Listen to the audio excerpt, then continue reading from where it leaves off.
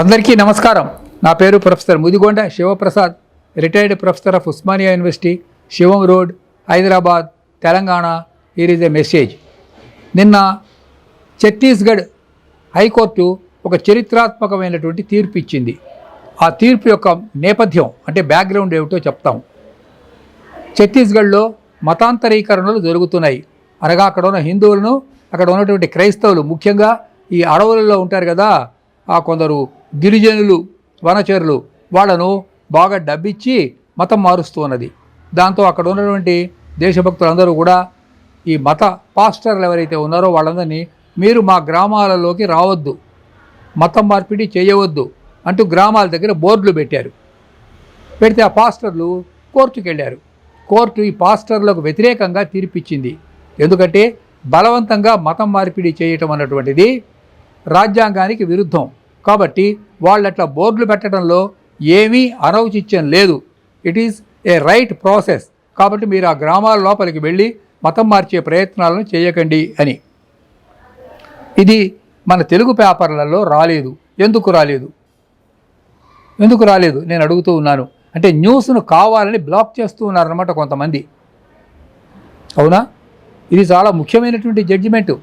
మత మార్పిడి అనేది జార్ఖండ్లో జరుగుతున్నది, ఛత్తీస్గఢ్లో జరుగుతున్నది, తెలంగాణలో జరుగుతున్నది. మెదక్ జిల్లాలోకి వెళ్ళి చూడండి ఎంత పెద్ద పెద్ద చర్చెస్ ఉన్నాయో. హైదరాబాద్ సిటీ చాప కింద నీళ్ళలాగా మెల్లగా మతం మారుస్తూ ఉన్నారు. సికింద్రాబాద్లో చూడండి ఆ కల్వరి. అంత డబ్బు ఎక్కడదండి వీళ్ళకి? అతనికి తినడానికి తిండి లేదు కదా. అక్కడ ఉన్నటువంటి ఆ పాస్టర్లకి అంతకుముందు వాళ్ళకి తినడానికి తిండి లేదు. మరి వీళ్ళకి ఇంతంత డబ్బులు, ఇన్ని కోట్ల రూపాయలు ఎక్కడి నుంచి వచ్చాయండి? అంటే విదేశీ ఫండ్స్ రావడంతో పాటు ఇక్కడ లోకల్గా ఉన్నటువంటి ప్రజల నుంచి కూడా వాళ్ళు ఫండ్స్ అవి వసూలు చేస్తూ ఉన్నారు. దశాంశాలు అంటారు. దశాంశాలు అంటే 10% ఆఫ్ ది ఈ మతం మార్పిడి చేసుకున్న వాళ్ళు ఉంటారే, వాళ్ళ దగ్గర నుంచి ఒక 10% డబ్బు వీళ్ళు తీసుకుంటూ ఉంటారన్నమాట. ఈ విధంగా మతం మార్పిడి అన్నటువంటిది ఒక ఇంటర్నేషనల్ క్రిస్టియన్ కాన్స్పిరసీగా మాత్రమే కాకుండా it is not only international colonial Christian conspiracy but also an international global business. ఇది పెద్ద వ్యాపారంగా మారింది.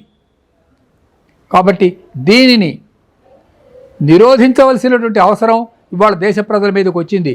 ఛత్తీస్గఢ్ హైకోర్టులో ఇచ్చినటువంటి తీర్పు ఏదైతే ఉందో అది అందరికీ కూడా కనువిప్పి కావాలి అని నేను భావిస్తూ ఉన్నాను. ఈ వార్తను అన్ని పత్రికల్లో కూడా ప్రముఖంగా ప్రచురించవలసిన అవసరం ఉన్నదని కోరుకుంటూ ఉన్నాను. నమస్కారం.